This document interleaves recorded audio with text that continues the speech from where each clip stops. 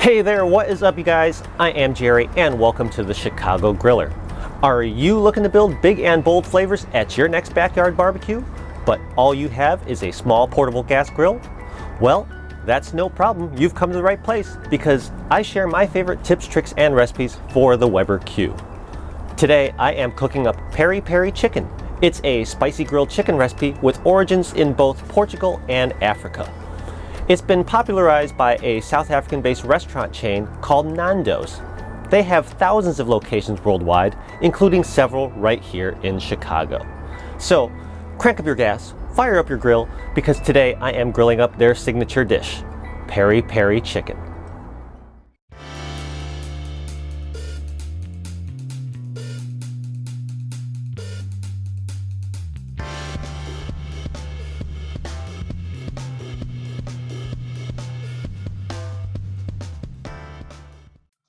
Before we can grill our peri peri chicken, we need to make our peri peri sauce.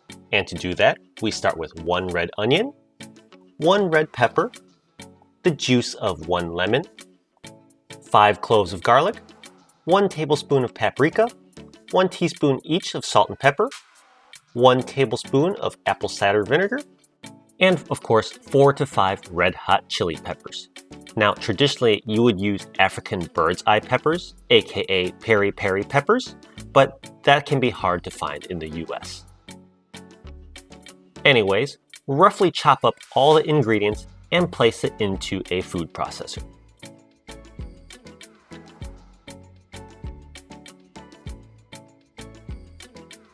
And actually, there is one more ingredient I forgot to mention earlier.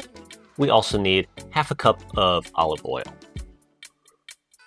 Once all your ingredients are in your food processor, place the top on and blend all the ingredients together until it becomes a smooth sauce. This will make 2 cups of sauce. And now finally we can turn our attention to the chicken.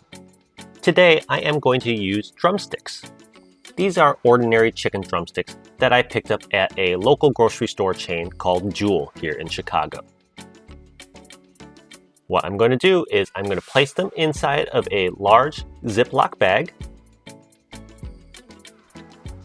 then set it down here on my board, then pour about half of my peri peri sauce into the bag with the chicken. Now to seal the bag up,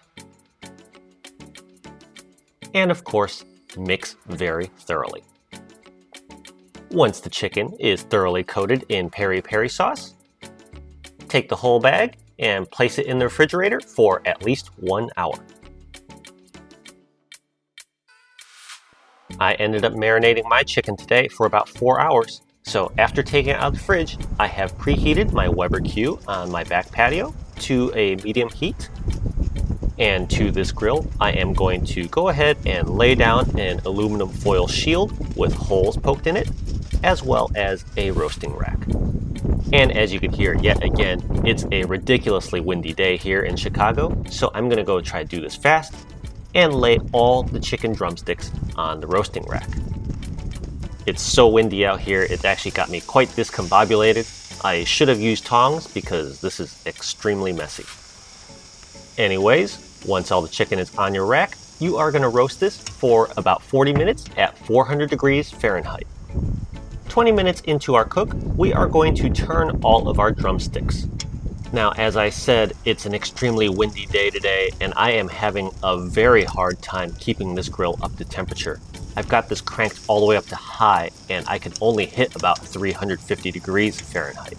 So I'm gonna have to cook this a little bit longer. Anyways, as usual, roasting takes a while, so let's go in for a beer check. Today I am having a Lilikoi Kepolo from Avery Brewing Company. It's just okay, but I like the logo. Anyways, here I am now at the 45-minute mark. As always, we are going to temperature check our chicken, and we are shooting for a target temperature of 165 degrees Fahrenheit. And I'm at 162 there. That is good enough because the final step before we dive into this chicken is we are going to give it a sear directly on the grill grates at a medium heat. Doing so will give that skin some great texture, as well as lock in that piri peri sauce's flavor.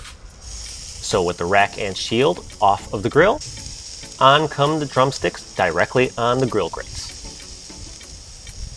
Now at this point, you could use some of your leftover peri peri sauce and baste it on the grill, but in my hurry with all this wind, I have left it inside by accident. But no worries, this chicken will be delicious all the same, so shut the lid and cook that for about 2 minutes on that side. A short 2 minutes later, we're going to open up the lid again and give all the chicken a flip. You don't want to go much longer than that because the skin will stick to the grates. And yep, see, what did I tell you? A little bit stuck to the grates. Anyways, that's okay. Just be careful with the rest of them.